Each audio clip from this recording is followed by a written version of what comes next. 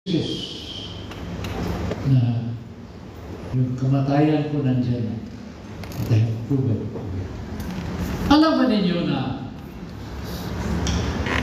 yesterday yung first reading, yan ang binigay ni Lord sa akin. Kaya pala sabi ko, ay, ganun talaga. The devil will attack us not in his own will. Siguro hindi nyo alam na yung demonyo, pag gusto niya mag-attack sa atin, ihigin mo na siya ng pahintulot ng Panginoon. Yes. He cannot attack us unless he will ask permission from the Lord. Totoo hindi? Yes. Eh, bakit pinayagan ng Panginoon? Bakit?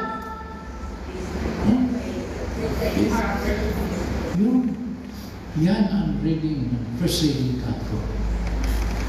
Natanda mo ang first reading? Ha?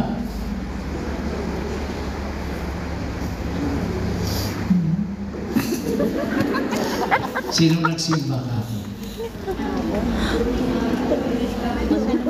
Ha? Sunday kako eh. No, Monday. Ay, sa ano? Sa state Sunday, sabi ko na, hindi ko sinabi dito sa atin, kami talaga. Monday. Amen.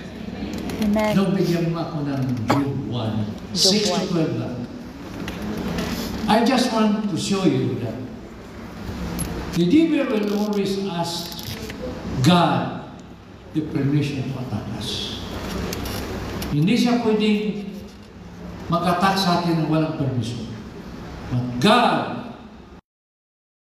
will attack us to test our faithfulness to Him. Amen. Yes. He wants to see what kind of heart that we have. Kasi, you know, it's like this. The love of our Lord is so great. The whole universe cannot contain that love of our Lord. Hindi kaya ng buong universo yung love, yung pagmamahal, yung love niya.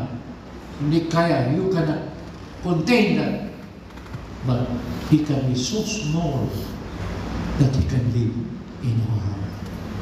Amen. Yan ang gusto niyang malaman. Do you still love me? Are you with me? Eh, yun ang nangyari. So, yun. Okay, amen? Amen. Now, mostly,